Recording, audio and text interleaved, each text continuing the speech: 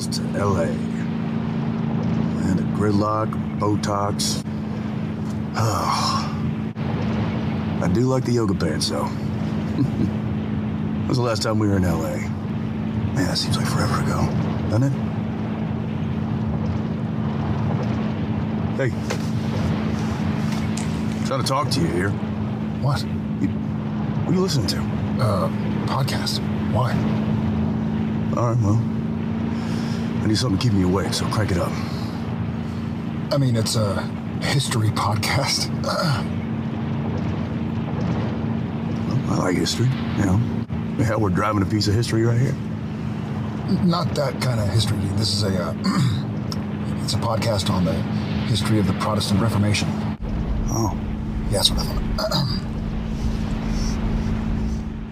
Welcome to Idling in the Impala, a podcast by and for lovers of supernatural and the fan fiction it inspires. I'm Sandra. Sam. Karlee.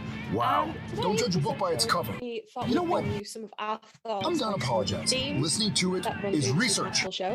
No. For this As a first matter of fact, episode, we thought turn it we'd off. have a chat about It'll go on. the themes of family that run through Supernatural. So the family you come from versus the family you make for yourself.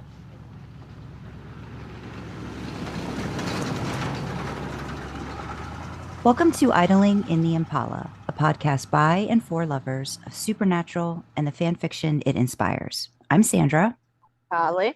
And today we are bringing you the last in the trilogy. It's the top and bottoms of the seasons 11 to 15. So I know you've all waited for this one. Haha. So wait, it's been on the planning meeting list for like more than a minute. Mm-hmm. Less than a year, but more than a minute. Yeah.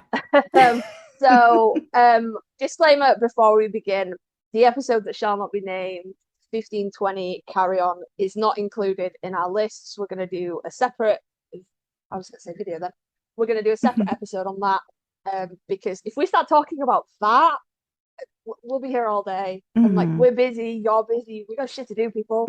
So we'll do that in a whole other episode where we can really just fucking haul off.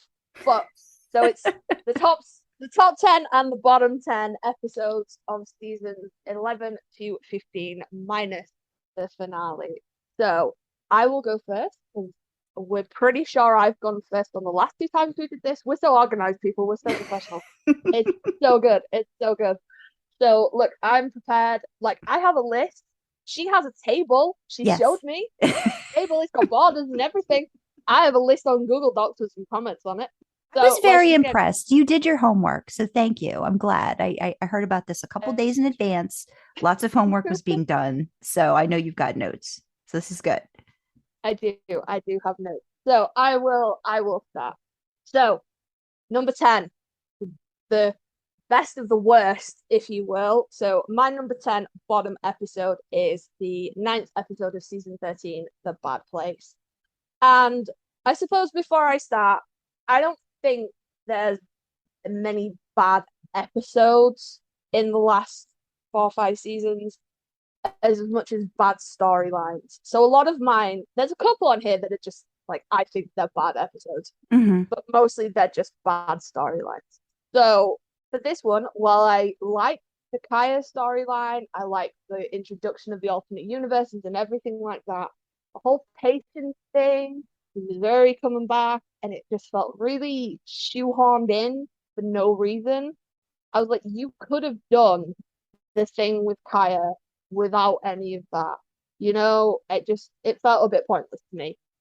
So remind me, was the Bad Place one where Jack was trying to locate where Mary was in one of the different, what was that one? The Bad Place, it's the one where Missouri Patience starts, it's her granddaughter, isn't it? And she starts having visions and she goes to her son and she's like, you gotta, you know, blah blah blah, you gotta, she's in danger, and he's like, I already cut you off, fuck off, get out of our lives. I think it is the start of Jack trying to find Mary, though. I think that's kind of where it's going. And like I said, the actual storyline of the alternate universes, and especially Kaya's storyline with the Bad Place, was good. That it's just the Patience Missouri thing that I didn't like, because I'm like, if you're gonna bring Missouri back, she was badass. bring her back. Don't just drop her in and then be like, "Oh, well, we're done with that now." You know. Karlee, is that the same episode? Because now I'm confused because I wrote down and I'm gonna I out wikied. myself. I wikied. Let me wiki because I wikied. Because now oh my, I might have messed up. Hey, don't worry about it. In making these lists, I accidentally put the same episode on the top and the bottom list for different reasons. Because I think it was, what was it, season 13. Season 13. No, Okay. 13. Okay. 13. Let me just, we're so professional here. Such professional. This is what happens when you do this shit blind, people. We're like, we don't know. Okay, so yeah, no, it's the one. Jack's going around the Dreamwalkers trying to find a way. Okay. He finds Kaya. Okay. Yeah. Because Kaya's in like that home or like, yeah, rehab. Okay. Yeah. Because there's that thing with the Winchesters and Jack rescue her from the angels and stuff. But also the patience thing comes into it. Okay. But that patience part is almost like a continuation of, I think, like the original, I think, introduction of her, because I think that was in another episode. Probably. Yeah. Okay. Because I was like, oh boy. All right. No, I got you now. I got you. I'm on track. I'm on track with you. Yeah. We're all on the same page. I agree. Yeah. Right. Okay. So moving swiftly on from that one. Number 9 is 1213 The Foundry, which is this is in for a specific moment in the episode, but it's basically one of two that is just all of Mary Winchester. All of it. Just all of it. Just the whole dumbass fucking plot line. It's dumb. I hate it. It's stupid. Pointless. I hate it. Have I mentioned to you that I fucking hate it? I hate all of it. But this is in here for that, for the whole fucking Mary and my feelings. But that is the episode where after coming back, she abandons the boys and he's like, "Oh, I gotta go find myself. I missed out on so much." Fuck off, woman. So that's in here for that. I don't like the Mary Winchester resurrection storyline like at all. So that's number 9. Number 8 for me is 1217 The British Invasion. Again, it's not a bad episode. It's just a place marker for a bad plot line, which was all of the British men of letters. All of it. Didn't like it. Thought it was dumb. I'm anti anything that makes the boys lie to each other more than they already do. And Sam kind of siding with Mary and teaming up with them and then like lying to Dean and being like, "Oh no, I found another case. I found another case. I found another case." I'm just not here for it. There's some good characters. Like Tet was good, Mick was good, but like overall, I didn't like it. And like you'd think I should be a patriot and support this, but actually they made my countrymen look like assholes. I'm not here for that. I'm not here for that. We're not like that. We're not. I guarantee you, if there was a British guild of hunters hunting supernatural creatures, we would not be that fucking organized. All right. We've hunted a lot of animals for extinction in this country, but we wouldn't be that organized. We wouldn't be like, "Oh, we killed every vampire." No, we didn't. No, and they didn't seem as congenial as like I would expect a Brit to be. You know what I mean? Like it's just like we were painted as the bad guys. Yeah. And I'm tired of us being used as the bad guys because of our accent. You stop that right now, America. You stop it. So all of that dumb plotline. Did not enjoy. Number 7 is 1123 Alpha and Omega, the finale of season 11. Again, this is a placeholder because this is when Mary comes back, and I'm like, "Oh no, no, you stop that right now." I had very similar thoughts when Dean did the Pearl in season, I think it was season 15, and it brought John back, and he was like, "Oh, I've been wishing for this my whole life." Like, fucking get over it. You're like in your 40s nearly. In season 12, he's like late 30s. Like, grow up, get over it. All right, fucking stop. If someone gave me that pearl and was like, "We're gonna have your mum back for like okay, you can have your mum back, but we've all seen Terminator. We know how time travel movies work. Or you could have like £1 billion. I'm wishing for the billion. I love her, but I'd only have to lose her again. She's not going to live forever. I'm only going to have to say bye again, and it's hard enough the first time. Give me that money. Give me that money. So, just no with the Mary thing. No with the Mary thing. And also, there's a theme. No with the Mary thing. There's a theme. Do I have mummy issues? Maybe. That's for the therapist that I don't have. But also I didn't like the whole Dean as a bomb thing, and like I didn't mind the Amara storyline. I just didn't like that ending of it. I was not a fan. I was not a fan. So no to that one. Number 6, 11/20. Season 11 got on this list quite a lot. Season 14 didn't get any on the list. It was so weird. I went back and was like, did I just forget to check out season 14 when I was making this list? What the fuck? Season 14, it's all right. But number 6 is 11/20. Don't Call Me Shirley. Oh, that fucking episode. So just quick refresher. That's the one with Metatron and God, Rob Benedict in the bar. And he's like, oh, surprise, it was me all along. Yeah, I'm so fucking marvelous. And he's writing a story, and it's just bar, gross, nasty, just awful. It like kind of made me hate Rob Benedict.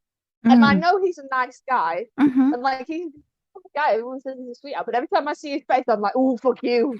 Like just for a second, like it's like a default response. I'm like, ooh.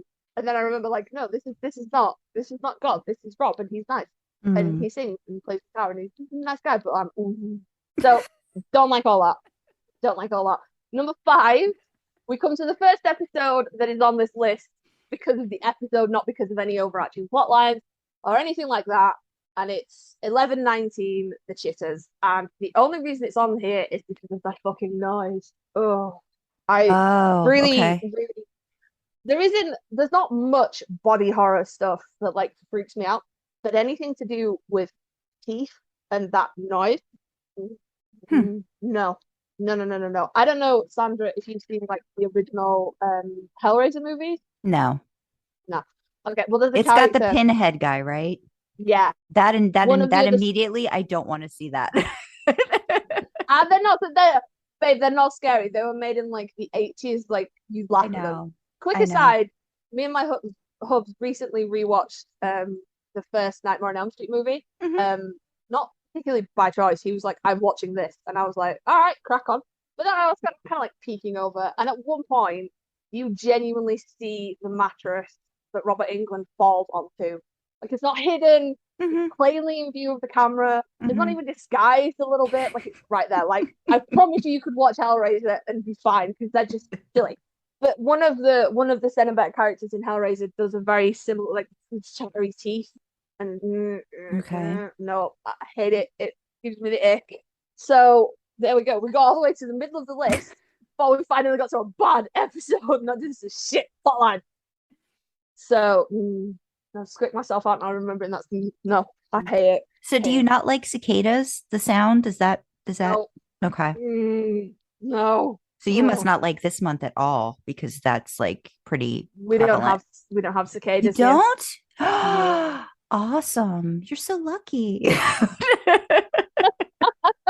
No, we had them last year. We had like the huge one, like the huge whatever cycle. They were like, it was like really loud and just really, now it's just like every so often. Okay. No. Well, I'm glad that's a plus living there.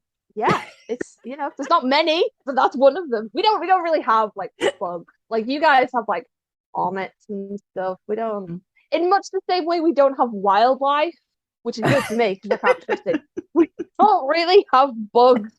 Like we have like wasps and shit, but nothing strenuous. So yeah, no cicadas. Otherwise, I'd no skunks. That's a good thing. Also, no skunks. Yeah, we don't have skunks. Sandra is having a very intimate experience with skunks at the moment. Apparently, they think her house is just the bee's fucking knees. They're all going to move in, and it's becoming a problem. We'll check in with her and find out how that's going. So, number 4 is 12, 11 regarding Dean. He forgets everyone. And there's that scene where he's looking in the mirror and he's like, my name is Dean Winchester. Sam Winchester is my brother. Cathiel is my best friend. And he's going through it and forgetting. He can't get as far each time he says it. And it breaks my fucking heart. I hate it. I hate it. I hate the episode. It makes me so sad. I'm sure I've had one of these episodes on every one of these lists where I'm like, there's nothing wrong with the episode. It's really sad. I don't like it. No. So this is the first one that I think might be a little controversial, and I'm interested to see if me and Sandra make it a hat trick. Okay, I'm gonna mute it just so you don't get any reaction from. So it's number 3 is 1316 Scooby Natural. Fuck that dumb ass episode. What the fuck? I don't know if it's because I'm just a tiny bit too young to be into Scooby-Doo. Like, it was on when I was a kid, but I just didn't get it, you know? Like, of all the cartoons that were available, it was never one I would choose to watch. It was just, if it was on, it was on. So I already wasn't massively in for it. Right. Like, at the beginning. And then I had an issue with how they animated the boys as well. I had an issue with that. Like, Sam does not have permanent bitch face. It's there a lot, but not all the time. I had issues with it. And I know they had a lot of fun recording it. But that scene at the end where Jensen's wearing the ascot and he does the fucking sound, and I've heard him talk about how genuinely humiliated he was because people were watching them film it. Like, just in the street in Vancouver, and he was like, it was horrendous. So I'm like, on the basis of embarrassing an actor who, let's be fair, has done some fucking shit on that show that, you know, he's fine with, on the basis of embarrassing the main actor, I don't like it. But also, I didn't like the premise. Like, there are so many better things you could have crossed it over with, and it was dumb. It didn't fit in anywhere. I don't like Scooby-Doo. No. So, here we go. The penultimate one. Number 2 is 15-3, The Rupture. Dead Rowena, guys. Sam, and he kills her, and he's sad. She's sad, and I kind of shift them a little, not even a little bit, like a lot. I definitely think there was some behind the scenes boning going on. Not between Jared and Ruth. Jesus Christ. Between Sam and Rowena, not between Jared and Ruth. Maybe, but not. She's small enough. He is big for Little Women. But no, between Sam and Rowena, I definitely think there was, you know, something going on. It kind of falls in line with Sam and his sort of like love-hate thing with certain. I could see that. I mean, I totally ship that idea. I think that was like a great thing that they kind of left by the wayside. That they could have, you know, they should have delved into that. They could have done something with it. And I mean, don't get me wrong, Rowena being the queen of hell, and she's all fancy with her hair and her gowns in a couple of later episodes, fucking great. But that bit where she's like, you got to take this thing out of you trying to stab me and I have to die to do that. Awful. Yeah. Do not enjoy. So again, if this is the worst of the worst, if we're not counting 15-20, we're not. So number 1, it's 13-21, Beat the Devil. And I wonder if Sandra knows why it's 13-21, Beat the Devil. It's probably the same reason that I don't like it, but I would just, do I need to take a stab at it? Yeah, take a guess. Because Sam dies in Apocalypse World and Dean just leaves him? Yes. Okay. Yes. Yeah. Yes. That's exactly it. I remember watching it. I was watching, well, at the time I would have been watching season 13. I don't know if my husband had caught me up then. I don't even know if he was watching it. I can't remember. But I definitely remember watching that episode and being like, what the fuck is this? Pausing it and being like, look at this shit. There is no universe anywhere. This thing would leave Sam. He was like, well, he'd die too. And I'm like, then he'd fucking die. Dean would throw himself into the pit to die with Sam rather than let himself be dragged out of the cave. I don't know how it got past Jared and Jensen. And I think it's like, it's a weak plot line to, oh, look, Lucifer's reformed. He revives Sam. Look how far we've come. I remember one of my bottom episodes like in one of the early seasons being like, oh, somebody died, and then they came right back, and it just took all the threat of death away. And like Sam died for a plot line, and it wasn't even that big of a plot line. They were just like, oh, no, it's fine, whatever.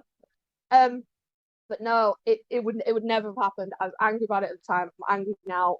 There is no way on this earth or any other earth Dean would have left Sam in those tunnels, dead or presumed dead. It just wouldn't have happened. Never. Now, here's where I will say that I saw something recently that made me question my reasoning that Dean would have. So there's that one it's in season 11, it's Red Meat. It's the one where they're saving the couple from the werewolves and Sam dies in that cabin. Yeah. And Dean leaves him, but Dean does say, I'll come back for you. Like he's already, I think, working out a plan in his head about what he's going to do to get him back. That was the one thing that I saw was like, he's done it before, but not at the scale of like it's apocalypse world. Like, what are the chances he's going to get to come back, and actually like save Sam? Like, there's all these other parts and things that it was just way too easy. It was just way too easy of him to just like, yeah, okay, he's gone. Like there was no major argument. There was no fighting. Like he didn't really push against Cass all that much when Cass said, Deanie's gone. And no, I totally get that. I totally get that about that episode. My argument to Red Meat is he tried to save him. Sam didn't just die and he left. Like Sam was injured and he was like, no, it's cool, fix this. And he's trying to do first aid and stuff. And then he's like, okay, well, I can't carry 3 people out of here. Not when one of them is literally a fucking Sasquatch. So I'm gonna have to go and do some shit and then I'll come back. Yeah. But he didn't just go, well, that's that then, and leave. Like attempts were made. He didn't even like, as you say, there was no fight, there was no argument, there was no like nothing. Plus, I think there was also, I think with that episode, there was I've got to save these people element to it, where I mean, I don't know if that was the original, like going back was to get married, but it wasn't everybody else at the time. You know what I mean? Like that wasn't a part of the program. Like that wasn't what they were working on doing. At least I don't think so at that point. My plot lines might be getting muddled, Mary. But yeah. So again, that kind of throws Mary into all of these different it's just a weird thing. No, I didn't like that episode either for that main reason in particular. So yeah, agreement on that. Yeah. No. So that's my bottom 10. And of course, if we'd have been including 1520, it would have been 10 reasons why I hate 1520. It would have been real fucking easy. I would have been like, on this. But no, that is my bottom 10. So maybe one day we'll do a top and bottom all time episodes. Maybe we'll include 1520. Because I wonder if then we should, like use all of like what we pulled together from all these other episodes. Like these are the ones you can choose from. You know what I mean? Like you can't deviate from your original bottom tops from the past like group, like that kind of thing. We'll have a chat. We'll have a think about it. Yeah. No, so some in agreement with, some not. We'll talk. We'll talk later. Yeah. So my least favorites. So starting with number 10, and I guess I am following a similar vein from previous episodes where I don't have a lot, but what I did was I'm usually not very big on Monster of the Weeks. So I kind of like made a point of putting the Monster of the Weeks towards like the top, like not like number 1 as my hated, but kind of like just getting them out of the way because I'm like, Monster of the Week. I didn't really feel that they didn't really tie in a lot to moving the plot forward. And I know sometimes they do, and they do those really blatant parallels, but I just didn't really like these first ones that I'm going to go through. So number 10 is Don't Go in the Woods from season 14. It was that weird bark monster that it was like towards the tail end of the season, and it's one of those things that really grates me is like when you're trying to get to the arc of the storyline and then you just toss in a monster of the week. I do not like that. And it's kind of a forgettable episode, and I just didn't, the acting wasn't I that have no great. idea which Yeah. episode that So is. see that means it's, yeah. So it's season 14. I can't remember, but I know it's towards the tail end of the season. It might have been like 16, 17, or 18. Uh-huh. The number 9 is The Memory Remains. It's another monster of the week. It's from season 12. It's the Goat Man one.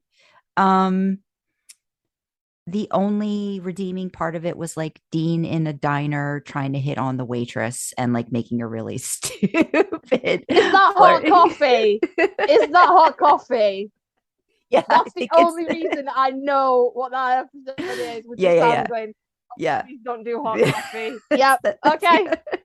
Again, no recollection of the plot line. Yeah. The monster just no, I remember. And this one, I don't, it's kind of a shame because it's a Donna episode, but it was just really, it was season 11. It was called Plush.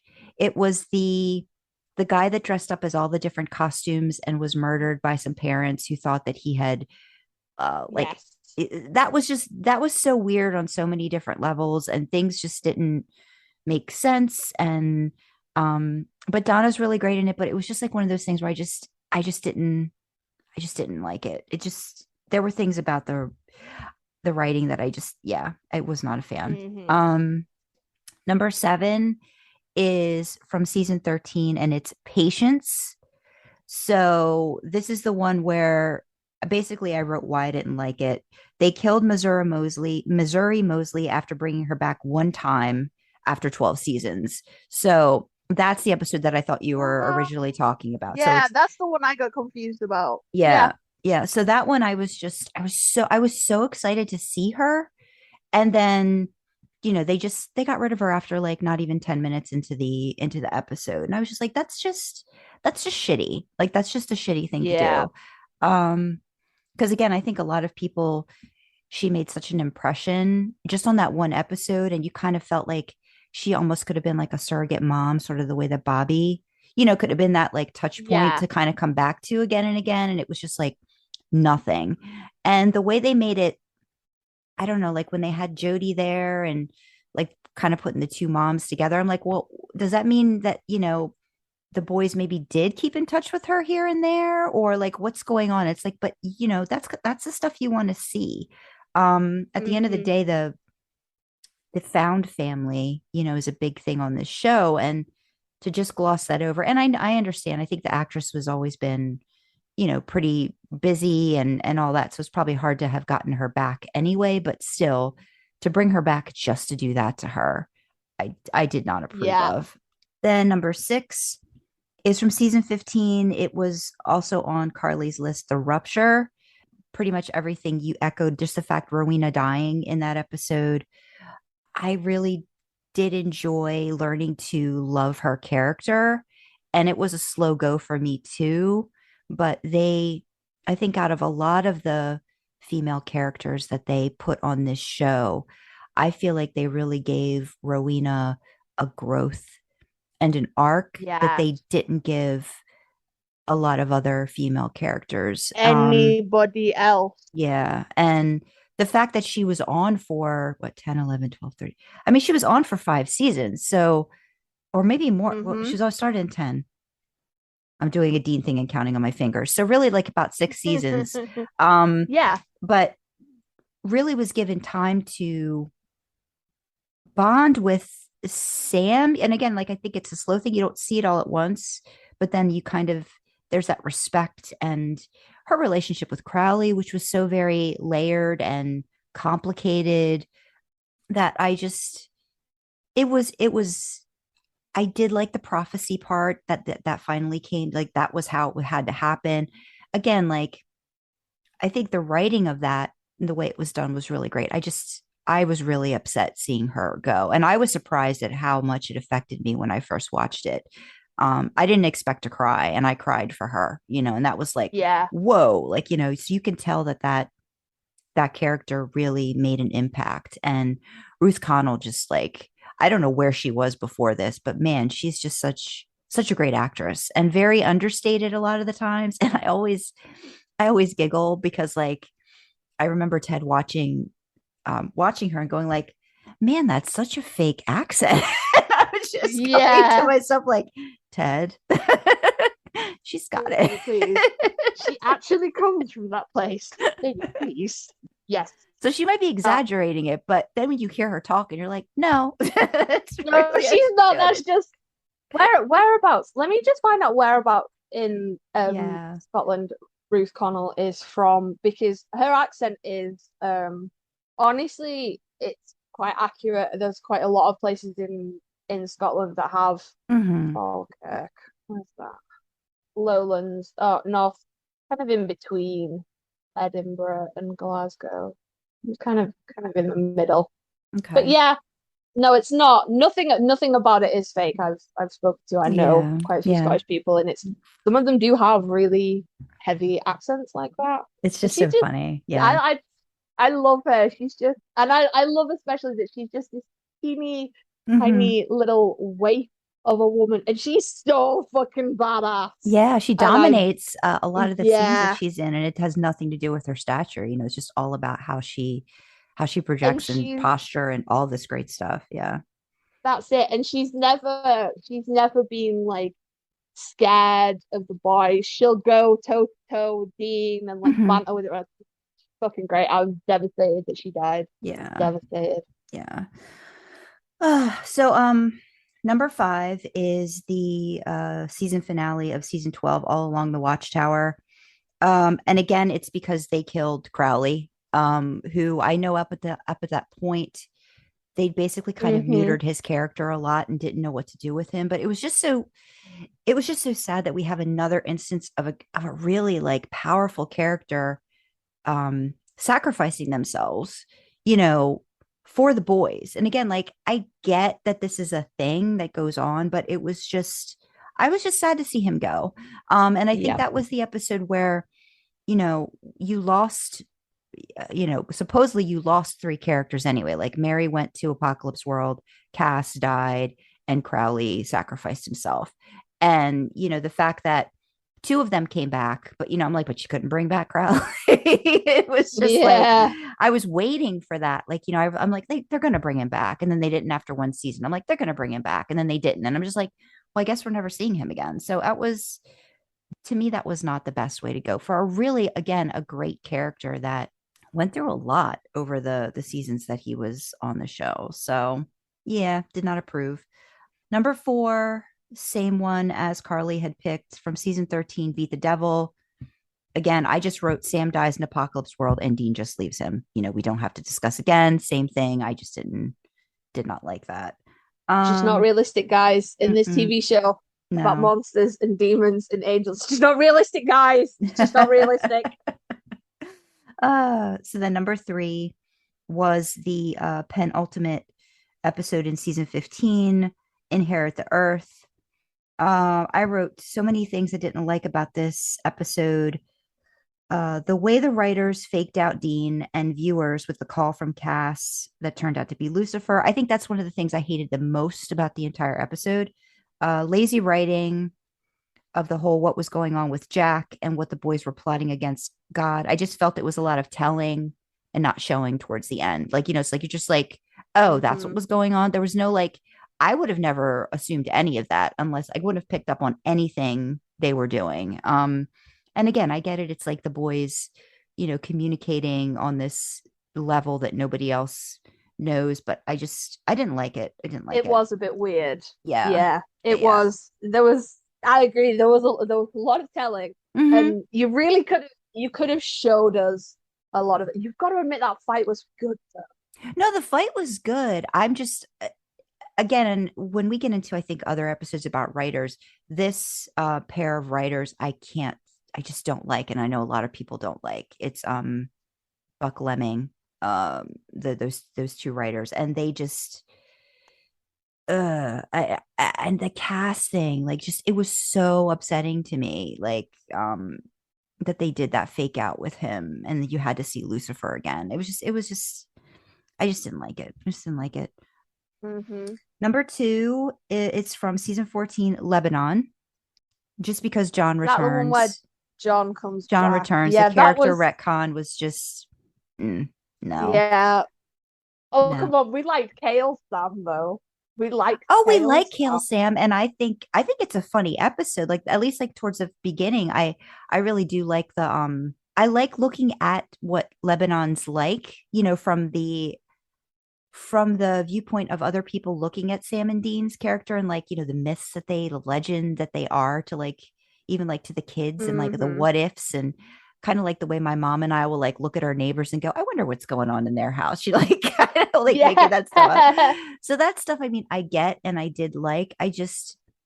There were so many things about the way John interacted. And again, me, I'm all about why are you doing that to Dean again? Like, why are you making him suffer again? Why are you making him repeat these issues he has to do with his dad? Like, it's a constant pummeling, of his self-worth, I feel like. And I didn't like it. I just didn't like it. Even though I get it, a lot of people really did enjoy it. I just feel like maybe for a 300th episode they could have done something else, but again, like I don't dislike Jeffrey Dean Morgan. I you will know. say though, just as a counterpoint, because it was in the running. I also did not like Lebanon. We discussed it earlier on. You give me that pearl, I'm always for money. I only got to say goodbye again. But it has one of the hands down funniest bloopers of the entire show. Yeah. I've watched every single gag reel from every season, and it is hands down one of the funniest. Yeah. Like, yeah. It doesn't matter how many times I watch it, I still fall about laughing absolutely. every time. If you haven't seen it, people go look up the bloopers for season 15. It's in that, and it's so funny. Yeah. And all the stuff that I know we talk about Mary's character, but I've grown an appreciation for the actress, Sam Smith, really just from going to a lot of the cons and listening to her talk and just seeing how sweet of a person she is too. So it's like, it doesn't have really anything to do with the actors or anything. It's just the way the writers, all of the combinations with the characters. Like sometimes the decisions and the choices, I'm just like, why did you do that? So yeah. But so that was my number 2. My number 1, which actually is kind of a Monster of the Week episode, but for so many reasons I can't stand this one. It's from season 15. It's Drag Me Away From You. It's the one with the Strega witch. Yeah. So it's like, again, why the hell do you have a Monster of the Week episode with 4 episodes left to wrap up a series? Yep. And let's have Sam and Dean keep secrets from each other again. Like before. The Winchesters, we need therapy. Yeah. And I also didn't like, again, nothing to do with the actors. The writing was just not that great. The little Sam and Dean, I just didn't feel like their interactions really rang very true to the way they'd shown them in the past. It was just, I was really frustrated by that episode. I was just like, why are we doing this now? Like, why? Same. I remember being like, watching, because that was this point we were all watching it weekly, and I remember being like, what a waste of an episode. Like, there's 4 left. Yeah. What the fuck is this? Yeah. And being really, really mad about, honestly, a waste of an episode. Like, if you wanted to, like, you could have put that in, and you could have done that in place of Bugs, you could have put that anywhere. That was dreadful. Totally agree with you there. Yeah. So totally agree. That was our Sandra's least favorites. So again, I think we had like 2 that kind of fell in line. The Rupture and Beat the Devil. Fair enough. Okay, so this is normally the part of any given podcast where we would go, hey, our sponsor today is, but we ain't sponsored. So we just have some causes, some charities that we'd like to bring to your attention, point you in the direction of if you feel able or willing to donate to them. We have three main sort of causes, inverted commas, that we're promoting feels like the wrong word, but like signposting, highlighting, if you will. So the first one is to do with the conflict in Ukraine, the Russian invasion unlawfully of Ukraine. So we would just like to draw your attention to World Central Kitchen, which, as it sounds like, is, helping to feed people that are affected by this conflict. Although it's dropped out of the media quite a bit now, there's still a hell of a lot of people in the Ukraine that are trapped, that are cut off, that are struggling for food and water and basic supplies. So that's what that charity is there for. We have KidSave, which, again, as the name suggests, is looking out for the children that are affected by this. I mean, conflict feels like the wrong word. It's, it's an unlawful invasion. But yeah. KidSave. And then we have, if you don't feel you can or want to commit to just one single charity, we also have a link to the global giving page for the Ukraine Crisis Relief Fund, which obviously is then split between various different places that it needs to go. It's sort of the global equivalent of a GoFundMe or a Just Giving page. So we have that. And then for those of you that are in the US, and oh Lord, we know it's hard right now. We do. So we have the Mums Demand Action, Ending Gun Violence, the Sandy Hook Promise, advocate for gun regulation in your state, wherever you may be. We have the American Civil Liberties Union, which is, basic human rights. Come on, people. It doesn't feel like it should be this hard, but somebody needs to give your government a kick up the ass and be like, hey, it's not this hard. You're making it harder than it is. And then, of course, Vote.Gov, look up the voting regulations in your state, in your area, find out what you need to do, be informed, be prepared, because that is the best way to enact any kind of change. And that doesn't just go for the US, that goes for the UK, anywhere else. Educate yourself. Know what you need to do so nobody can catch you out. Last cause, definitely not least, LGBTQ plus people. My folks, we are under attack. There's no easy way to say it. There's no nice way to say it. People want us dead, yo. It's really heavy in the US. It's coming in the UK, and it's fucking hard. There's no one cause fits all for this. There's nothing particularly global. And to be honest, I didn't really want to signpost to any, causes that are fighting against this. I want to bring this down more to people. We're not a statistic. Everyone's a person. So the causes I want to signpost are Switchboard LGBT in the UK and the Trevor Project in the USA. And they are both services where you can reach out, you can be connected to people to talk to. It's hard. We need to come together, guys. So if you need to talk to somebody, if you need help, if you are not safe where you are, these charities will help you. Reach out to them, even if it's just someone to talk to, even if it's just someone to go, this fucking sucks.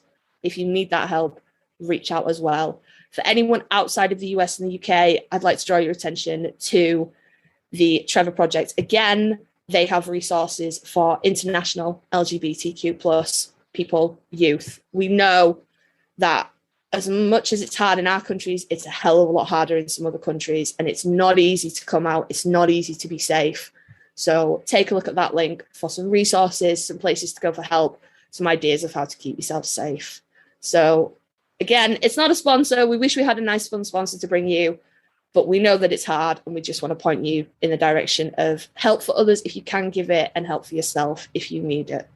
So back to the podcast, I guess.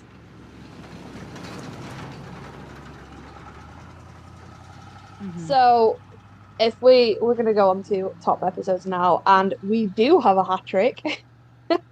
We do. It's usually the other way. It's usually my bottoms are Sandra's tops, but her bottom is my top today. My 10th best episode of these seasons is Inherit the Earth. I mean, it's right there. Oh, I wow. wish you could have seen my face when you said that. I was like, oh, I was like biting my hand not to make a noise. I wish you could see my face. Please So, discuss.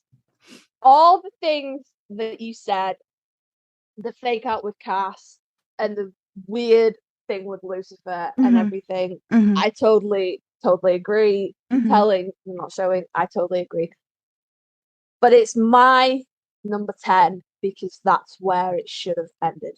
They drive off into the sunset. They beat the biggest bad of all time, and they kick his ass. And that fight scene is incredible. Yeah. I think when they were filming that, they did Brave Aleki as well, which is quite funny. Yeah.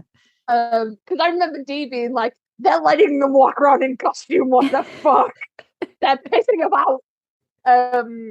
But that fight scene and the whole idea that no matter what Chuck does, it's not enough, and they keep getting back up and they're laughing at him. Yeah. And he's getting more and more angry like a petulant child, and it's just great.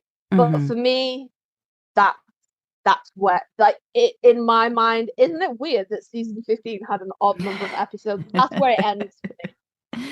Yeah. And they drive off into the sunset. They've taken down the biggest bad of all, and maybe they're going to keep hunting.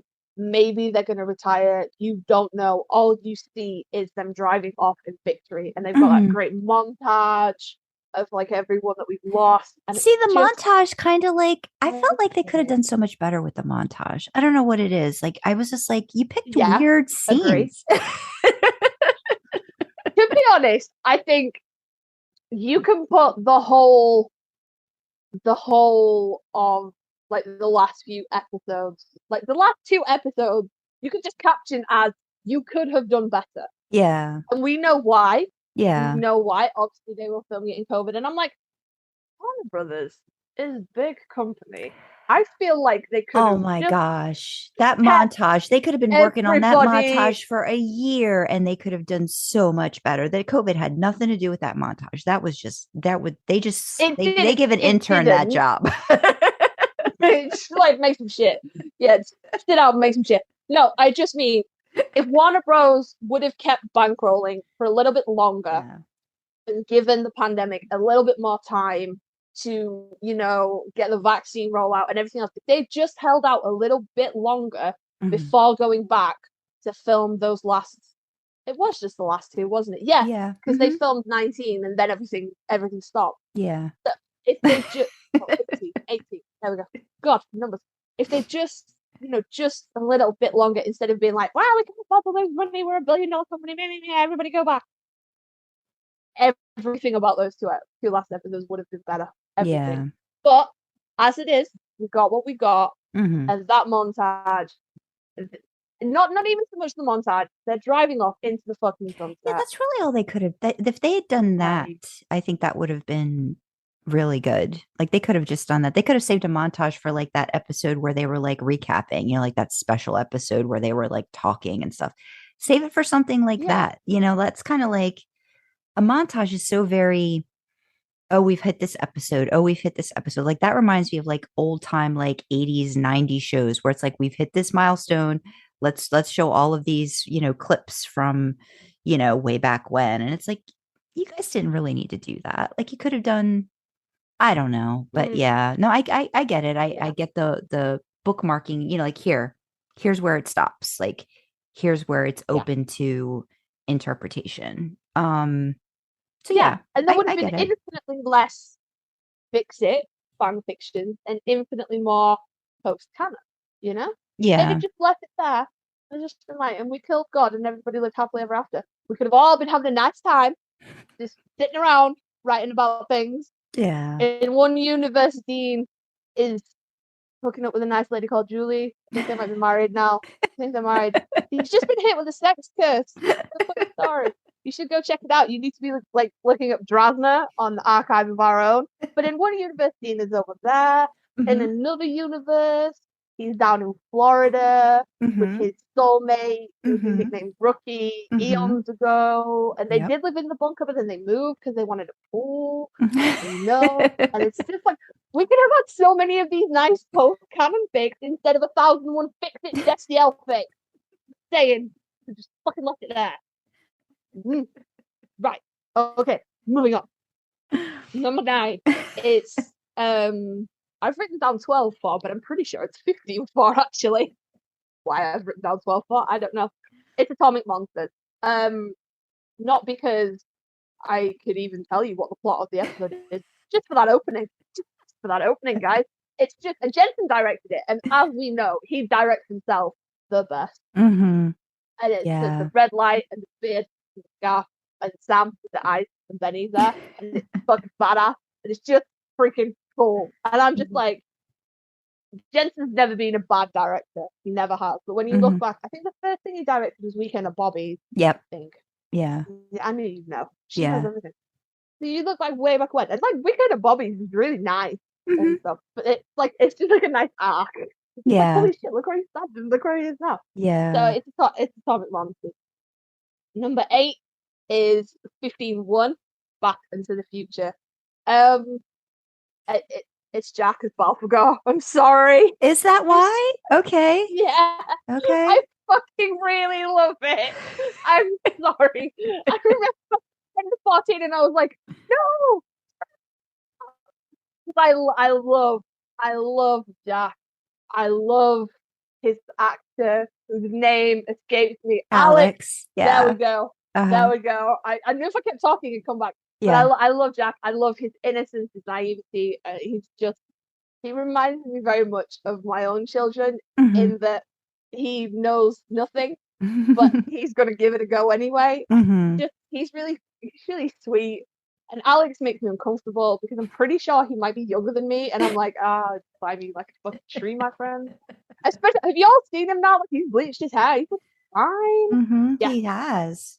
Yes. Yeah. So just Jack and Balthazar.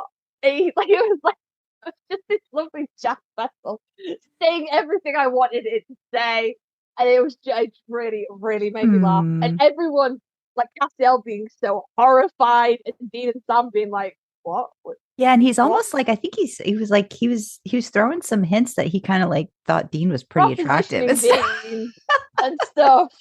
and stuff like that. It's just really, really funny. And I think because Alex didn't get as long on the show as everybody else, he didn't really get to be any other Jack than Jack. Whereas everyone else, got, there was like Casper and Solar Sam and Demon and stuff. So it's just like, oh my god, this is Alex's go! Yay, it's Alex's go! Yeah, yeah. We're so happy for him. Yeah. You could see in the performance how much of a good time he had doing it as well. It's super cute. I love it. So Jack as Balthazar. Yes. Okay. Number 7. It's 14-7 Unhuman Nature. So I'll go with the episode first, but there's a secondary reason. So this is the episode where they're like, oh shit, Jack's dying. And Dean takes him out and he teaches them how to drive baby, and they go and they have fun. And it's just, you get a glimpse of Dean as a parent. And it's been seen throughout the show, but like when we come back, sounds like an adult, like Dean's already parented him, but Jack is still a baby. Like he has like a grown up body, but like mentally he's still like a child. Right. And it's so good to see Dean care for somebody and love somebody and look after him, and it's nice. And also because it's on a par with Lebanon for bloopers. It's fucking hilarious. Pretty sure it's from that episode, but it might be from the episode after. But nonetheless, it ties into this episode. Okay. It's when Rowena's doing her little she's checking them over and she's like, Walter's dying. Laurie's dying, and Dean's like, oh, I should never have taken him out, it's too risky. And Jared just goes fucking off and everyone is dying. And it's so funny. And Ruth is in the middle trying really hard to be Rowena. And they're like, Ruth is gonna stab you. So fucking funny. It's genuinely one of the best bloopers, hands down. Gotcha. I love it. Actually, a lot of the bloopers from season 15 are really good. And I think that was maybe the actors really trying to because they were sad it was coming to an end, and they were like, we're going to be even more outrageous. It's going to be fucking hilarious. So yes to Dean, yes to Dean being a parent and being fabulous, and feeling like he forgives Jack. It's not Jack's fault he was born, and that really feels like a shift in their relationship, right? But mainly because of the bloopers. Mainly because of the bloopers. Number 6, it's 14:3, the scar, not for the plot, just for that scene with the beard. That's all it is. Just for that one scene of Dean being like the Sam's green beard, and he's like, I can't sleep everywhere, and he's like, just a beard, and I'm like, I love it. It really makes me laugh. I go back and watch that all the time. I really, really like that. Again, not so much. A lot of my talks are because of just Dean. Gotcha. Not so much because I think we can all agree that the writing had gone significantly downhill by the time we were getting to the end, the last few seasons. So there's not so many like, oh, this plotline was amazing. Like the whole Yellow Eyes plotline in the first, like even the Meg plotline in the first few seasons, fucking bomb. Yeah, we're shaky at the end, so it's more scenes than plotlines. But yeah, it's the scar just for that bit, just for the grief bit. It just makes me laugh. It just makes me laugh. Number 5, it is 13:23, the finale of season 13. Let the good times roll. It's the scene with Dean and the wings. It's he agrees to let Michael possess him, and like Cass had Misha had that really cool scene like when he first came with his wings, shadow wings, and Dean has a similar scene, and I'm like, fuck damn. It's just, and it was good. It was a good episode. It was good end of an arc, and him finally saying yes after all this time. Yeah, and it was good. It was good. I was here for it.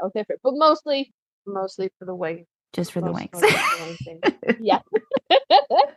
Number 4, it's 13:8, the scorpion and the frog. I liked that one too. That was a good one. Yeah. But why? Mission. It's just for the mission.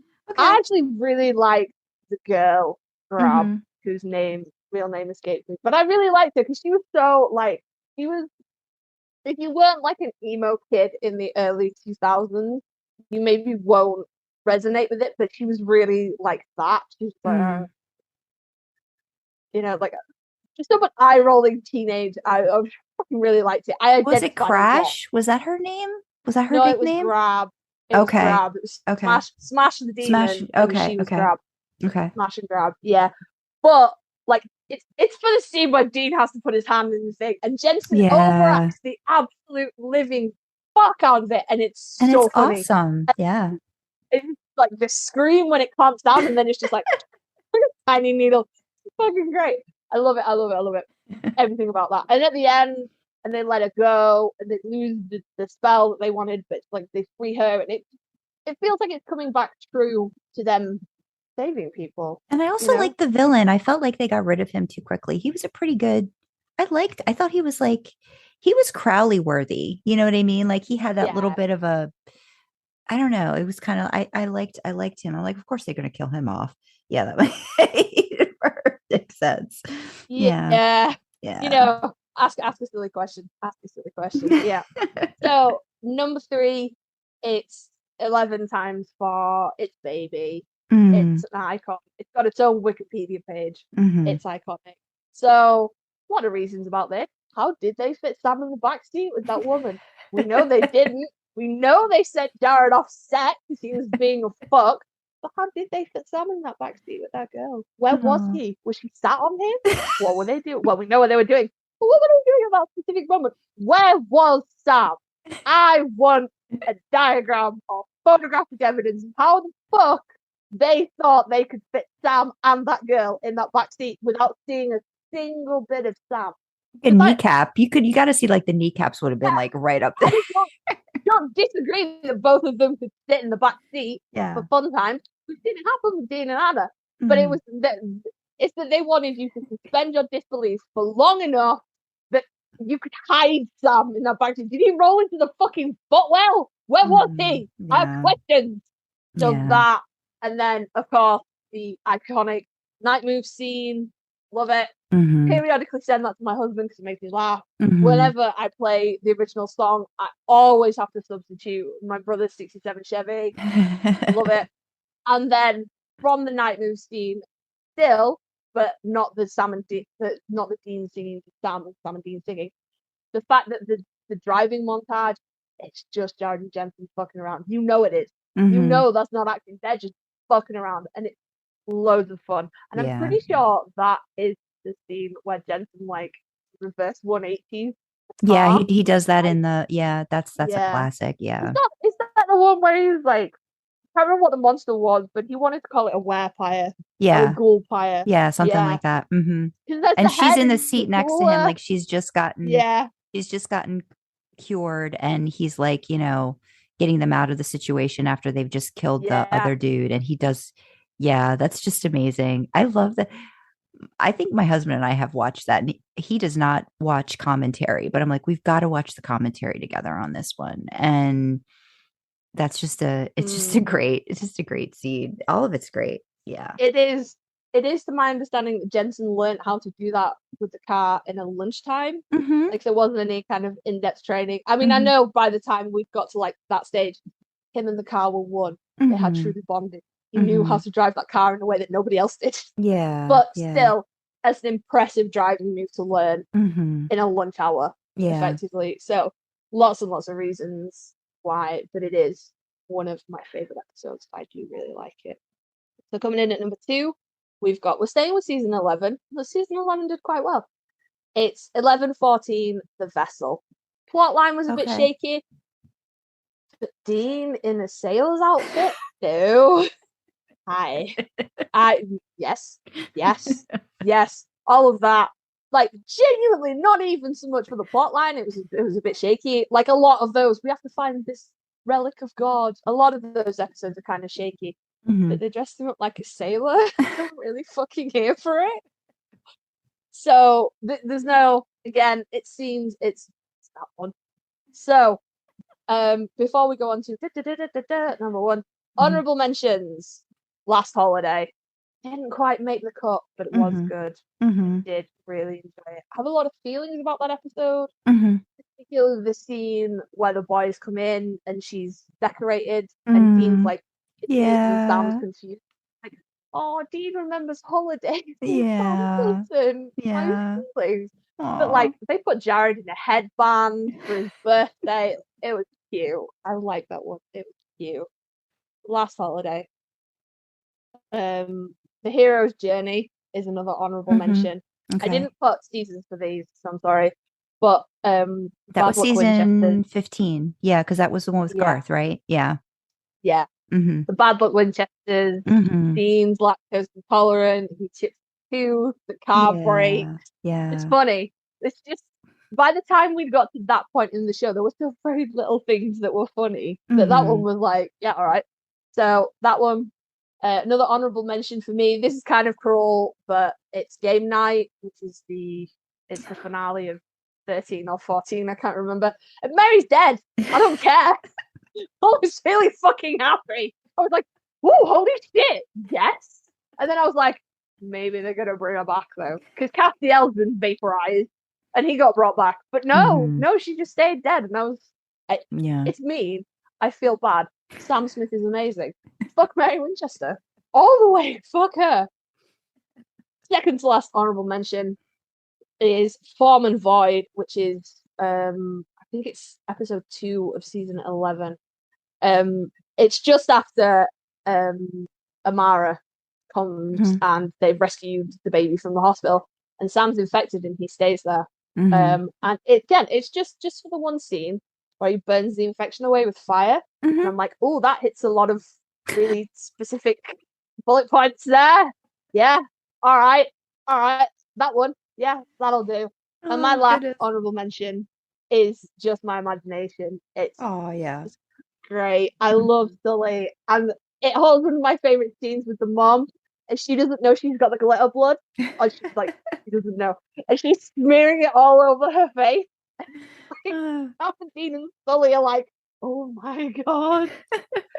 It's really, I really loved it. I love the flashbacks with Colin Ford. And I like the idea that even though it was a massive retcon, I like the idea that Sam had as somebody when he was little, when when John would abandon him and force Dean to leave him as well. There was somebody there for Sam, and I liked that. I did. So that's my honorable mentions and my top number one for seasons 11 to 15. Da, da, da, da, da, da. And this holds the joint title for one of the best Sam scenes in the entire show, because you know it's going to be for a Sam scene. It's 12-1, keep calm and carry on. You're an accent in a pantsuit. What more can I fucking say? It's tied between this and season 6, The Third Man. It's so great, and he's so sassy. Okay. So I don't give a fuck. And he's like, I've been tortured by the devil himself. Like, fucking, it's great. It's great. And I felt kind of weird about putting it in my number one, because I was like, I hate all the British men of Let's Go. Like this doesn't count. This is before that happened. She's working rogue at this point, and she's so right in like poncy upper class British women. It's so right. Like, they got it 100% right, and I hate that they got it right, because now we're a villain again. But just the torturing, and like there's feet in that episode, and like I don't have a thing for feet. I find feet really weird, but because the Winchesters are so heavily clothed all the time, any skin becomes like a little bit erotic, because they're like, jeans, fuck skin. So like he's barefoot in that episode, and you're like, oh shit, he's like actual skin. Like we're so badly abused that we consider a single shirt to be naked. We're like, oh my god, single layer Winchesters. So actual skin is to be treasured. And it's man. It is just for that one scene, the accent in a pantsuit scene. Oh goodness. I love it. That's so awesome. That is mine. And let's see now my top. Sandra's bottom was my top. Are any of my bottoms going to be Sandra's top? Take it away. See. I guess I'm going to go into my honorable mentions first, because I found it quite interesting that a lot of your favorites really focused on scenes, and I was kind of like, well, do I put this in because of that, or do I just make a mention of the scene or the level of hotness that that I found in this? And I have to say, I think Dee and I are rubbing off on you, Karlee, because there were a lot of mentions of Dee in your top 10. Disclaimer, people. We will discuss this in another episode. I have just finished a Sam Dean reader fanfic that I have been working on for, no joke, 4 months. I started that motherfucker in May, and I just posted it like a couple of days ago, like Friday night, Saturday morning, early hours. So first of all, go read it. It's fucking amazing. I put my soul into that motherfucker. Yes. But also, he's in there, right? He's still in there. So I finished that when I was writing this list, and I was still like, he's still in there. So I think maybe that's fine. That had a little bit of a little bit of an effect he's on it. Competing for space, and frankly, there isn't enough space in there for 2 of them, and Sam's bigger, so he's gonna have to fuck off sooner or later. But for now he's in there. I'll write a few more Sam things and vote him out until the next time he comes back and he's like, "Hi, I would like to get on my knees," and I'm like, "Yeah, all right, fair enough." For now, yeah, you're having an effect. You guys bullied me into writing Dean, and now I'm like, oh, Dean is a sailor though. Sam never gets to dress up as anything fun. Being up to be a sailor. Oh man.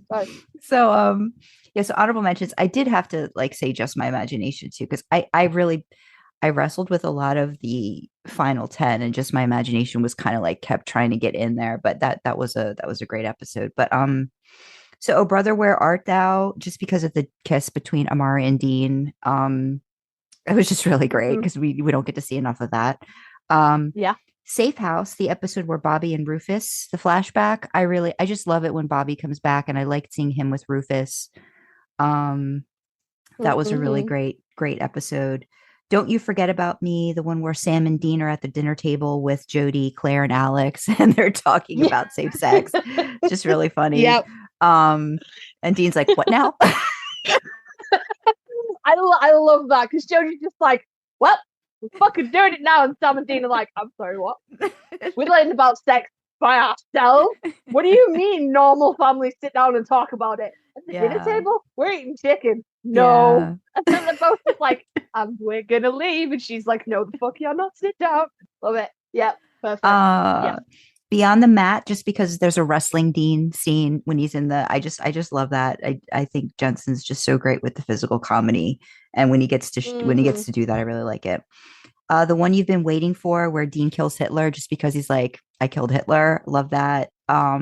Oh, do you know what? That nearly made it onto my bottoms list because I was like, they milked that for so long. It wasn't even that good. Yeah. But still. Rock Never Dies, just because you see Rockstar, Sam and Dean win the leather jackets and stuff. That was on my list at the top as well. Yeah. Advanced Thanatology. I like it because we get to see Death's Library, and Dean gets to see all of the ways that he might have died, like all the possibilities. I just like that aspect of the kind of world building part. I have Unhuman Nature again for Jack and Dean bonding. Gods and Monsters, Michael Dean in a freaking tux. That was just the best. Yeah. And Atomic Monsters again for the fight scene in the beginning, bunker hallway. That was like those are my honorable mentions, and I'm gonna try to just get through mine. But it's probably not gonna take. It's gonna take longer than I thought. So for number 10, it's season 15. It's Despair. And again, I kind of wrestled with this one because this could easily like flip flop between one of my least favorites and one of my most favorites. But the overall, the sacrifice and confession of Cass is, for me, still one of the like just the most powerful things I think I've seen on this show. And Misha just did such a phenomenal job with that. And we've talked about it, and I think we talked about it on an episode that's going to probably come out a little bit after, or maybe alongside this one. So where we talk about Cass in detail, but explored that a little bit more. So that was my number 10. Number 9 was from season 13, Various and Sundry Villains. This is the one where Dean's under the love spell, and Sam and Rowena have that bonding over Lucifer in the car, like their shared trauma. And I think this is kind of maybe the turning point for me, where I really just started to love Rowena as a character. Again, there's so many layers to her, but just overall, even the beginning is just so fun with Dean, just being all about like being in love and like, fighting Sam. And there's so many like fun little things about that. But Sam and Rowena in particular in that car, that scene is really just great writing, great acting. And again, it builds character growth, which I really liked. Number 8 is from season 12, and it's Who We Are. It's, I think, the second to last episode. Well, first of all, Dean gets to use the grenade launcher finally. Like, that's first of all like one of the reasons why that was on my list as well. Yeah, but it's also towards the end where Dean goes into Mary's head to break her out of the Men of Letters programming, and Dean's speech and confrontation in the dream towards Mary about like, how he hates her, but he loves her. And I still think it's another thing of character insight. And again, like Jensen, he just knocks that out of the park. Like, it's just like, he just makes you feel all of these things. This little boy inside of him still trying to, again, like, I know it's like, come on, you're a grown adult. But again, it gets back to all the trauma of a child and how it still resonates and comes out and affects a lot of things unless you can move past it. So yeah, there's a lot in that episode that's really great, but that one particular speech, if you haven't seen it again recently, I highly suggest just YouTubing it. Who We Are, Dean's speech. It's just great. Yeah. Number 7 is from season 13. It's Tombstone. It's where Cass comes back and Dean's like, it's cowboy time. And he's just like a pig in shit, just like he's just loving it. He's just like eating up like the cowboy hat and all that. Again, it's not that great of an episode, but I just love that Good bloopers though. Yeah. Good bloopers. Good bloopers of Alex going, it's not getting any better. And Misha just being like, it never gets any better. Yeah. I swear to God, I recognize these episodes more. And the bloopers. Like, oh yeah, there was a blooper from that episode. Yeah. Yeah. I do. Yeah, Dean and the guy. Oh, do you know what? I read a fic around that episode the other day. It was a Wincest fic, but it was a lot of fun. Oh, really? Yeah, I'd be surprised somebody would do Wincest out of that because I would immediately just Destiel all over the place. But yes, if you find, let me know what that one was. Yeah, no, it was established Wincest, and the sort of the theory was that they're trying, like, Cass doesn't know. So there's Cass and Jack, and they've gone, like, Winchesters have gone to sleep, and they've gone into sleep in separate beds and everything, and Sam's being all like huffy and puffy and turny and stuff. And Dean's like, well, I'm jerking off. And then like they end up fucking, and there's a cowboy hat involved and everything. It's great.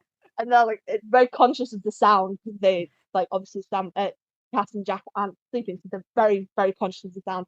And then afterwards it cuts to Jack and Cass, and Jack's like, a lot of shuffling around going on. Are they okay? And Cass is like, it's fine. They are very fitful sleepers. And he's like, maybe we should check on them. And Cass is like, you see her ass right now. No. Good fic, but also very funny banter. I will find it for you, Sandra. Okay. And then we will put it in the description as well in case anybody else wants to have a look. Okay. Sounds good. Number 6, season 14. This kind of negates all of my monster of the week hemming and hawing because this is a monster of the week, but I think it's one of the best monster of the weeks ever. It's Mint Condition. So it's the Hatchet Man sort of Halloween episode.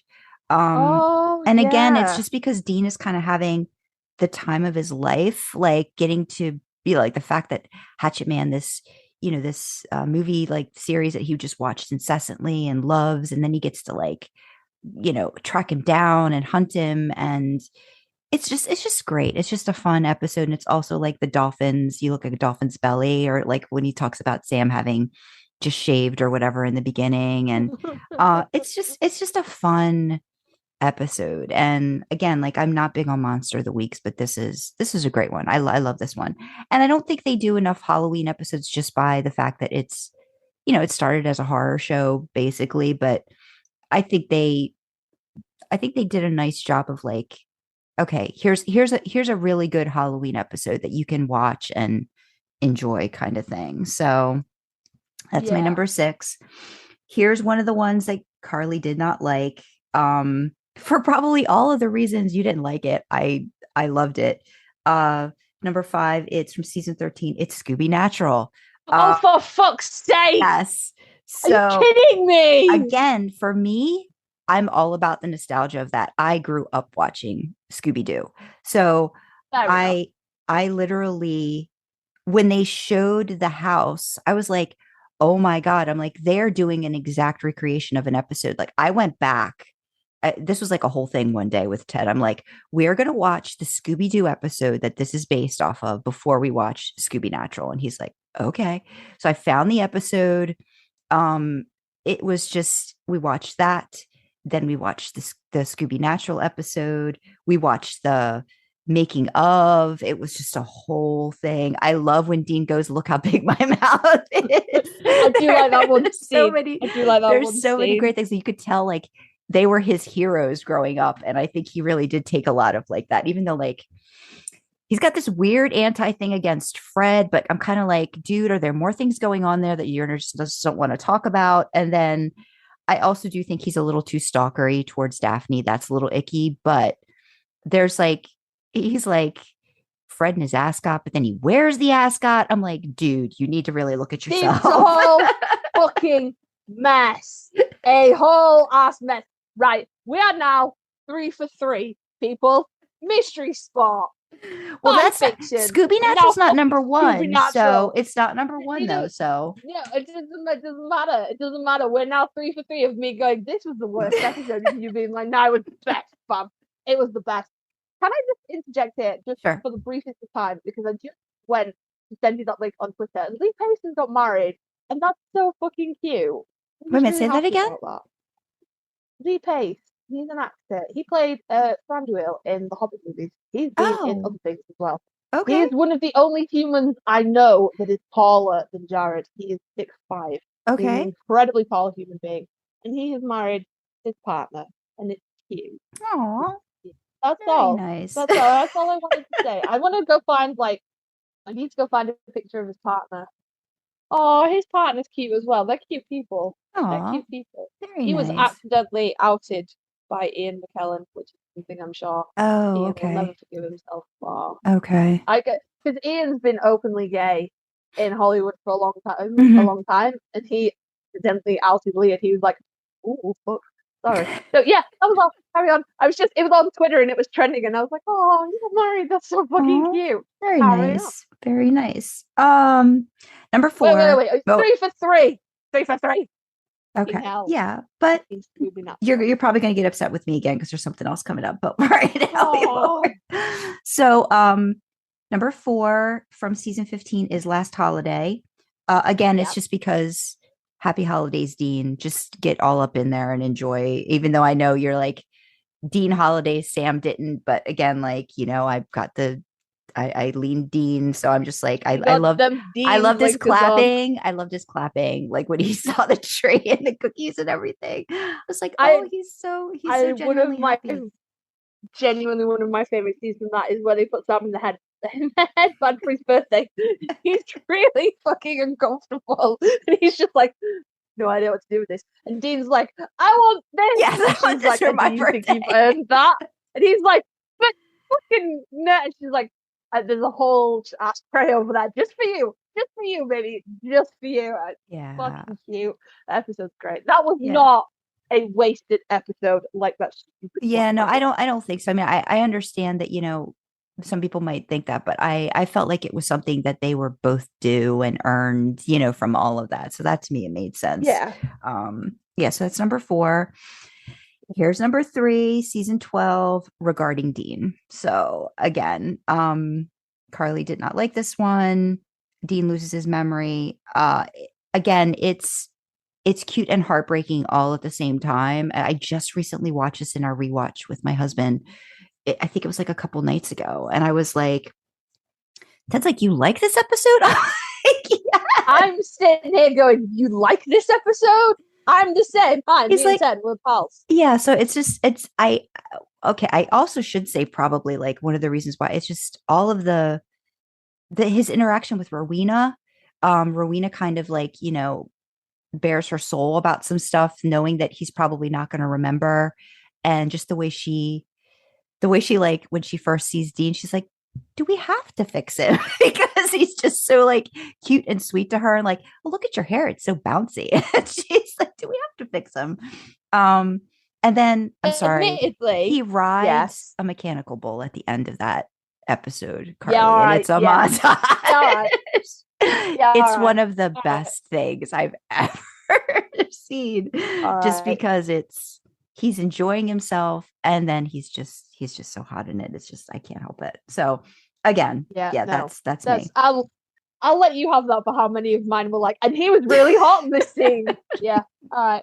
Rise the bull. I think that's it. I think we might be safe for the last 2. So number 2 is from season 14. It's Nihilism, where Michael has Dean locked away at Rocky's bar. So for that, it's kind of like that Groundhog Day where he's just reliving this over and over again. I think Michael Dean. Go ahead. Brilliant bloopers from that episode. Yeah. I need new underwear. I swear to God, I know these episodes from the bloopers from the fucking episode.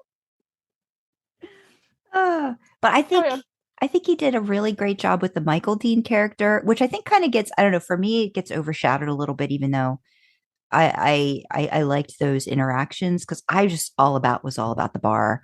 And I'm sorry, there's like one scene where he hops over the bar and it's a split second, but you could tell it's him and not his stunt double. And I'm like, my God.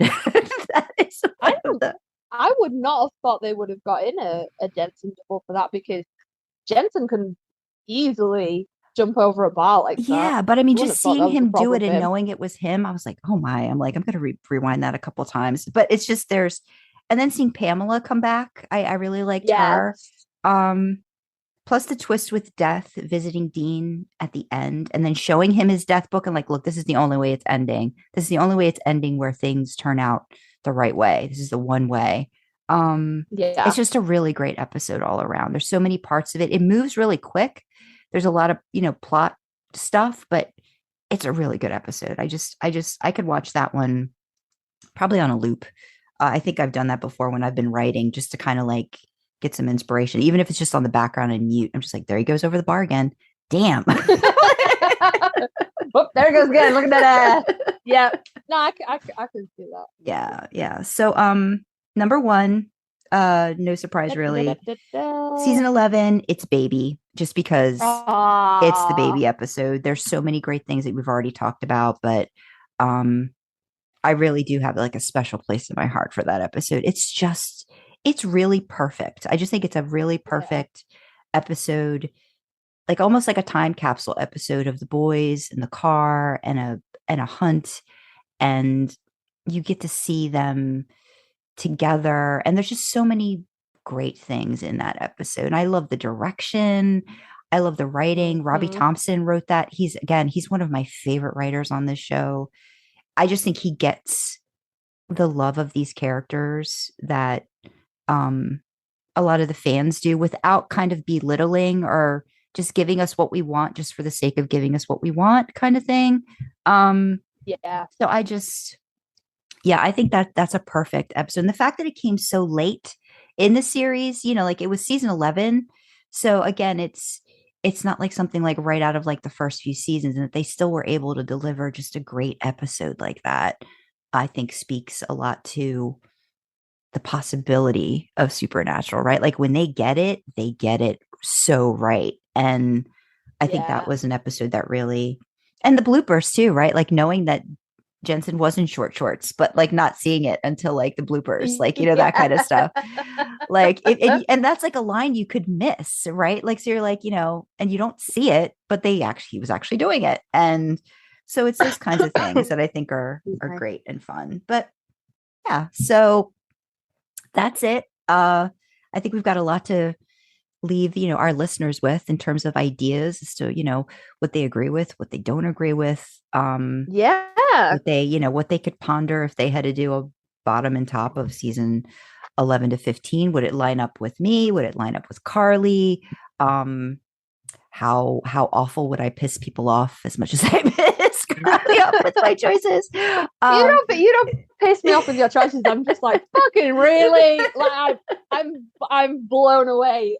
3 for 3, freaking mystery spot fan fiction and Scooby Natural. Yeah. Ostensibly 3 of the dumbest episodes in the show, and she's like, they're the best. They're just the best. I mean, all right, mystery spot served the purpose, and it was good up until the last bit of it. And it was just the last bit, and I was like, it's not Tara, it's not Karlee, but fucking fan fiction. Do you know what? I was listening to Spotify the other day, and I finished whatever album I was listening to. And usually I turn off, that random play recommended bit. It does afterwards. If you finish an album or a playlist. But I was on my phone. I was traveling, so I hadn't turned it off. And a song came on from Hobbit. It's Blunt the Knives by the actors of The Hobbit, and I was like, oh, I like this song. And then dead ass after that came a fucking song from fan fiction. And I was like, oh, fuck no. Like, dived into my bag, took out my phone, and was like, fuck no. Aw, goodness. Oh, God. So that is the third in the trilogy of tops and bottoms, separated neatly into 5 season sections. And maybe we'll do a George Lucas and do a 4th edition, and we'll do an all-stars, the best of the best, where we have to pick the tops of our tops and the bottoms of our bottoms. But let us know. Reach out to us on Twitter. Reach out to us by email. Sandra will give links in just a moment. Let us know. Do you agree with us? Do you disagree with us? Is she wrong? Am I wrong? Is Scooby Natural the greatest piece of television that's ever been written. It's not, but maybe you think it is. And you can be wrong. I won't tell you off for being wrong. Plenty of people are wrong. It's fine. So get in touch. Let us know. Where can they find us, Sandra? This is your bit. Yeah, so they can email us at idlingintheimpala@gmail.com. On Twitter, we are idling in the letter D Impala. And then if you want to reach out to me on AO3, I am Drasna. That's DRASNA. On Twitter, I am Kyle Writes. That's SKYLEWRITES. And then you can also read some of my original fiction on my website at sandrakyle.com. And if you want to reach out to me personally, you can find me on AO3 under the username Karlee Karma. However you think that's spelled, I guarantee it's not. It's KARLE, and then Karma as you spell it normally. As I said, I have just posted. It's utterly irrelevant now because there will be episodes that go out before this one does. But at the time of recording, there has just been a new work posted on my AO3. Go check it out. Yes. On Twitter, exactly the same. Username, same profile picture in both places as well, in case you think, hey, I wonder if there are two people with a weird spelled name. Same profile picture, it's probably me. We will put a link to that Wincest fic into Cowboy Motel if you are interested. And don't forget to check the description for links to the causes we are supporting, highlighting, and championing. But yeah, get in touch. Let us know your top, your bottoms, your favourite episode, your least favourite episode, all those good things. Thank you very much for listening, and we will see you next time. Bye-bye. Bye.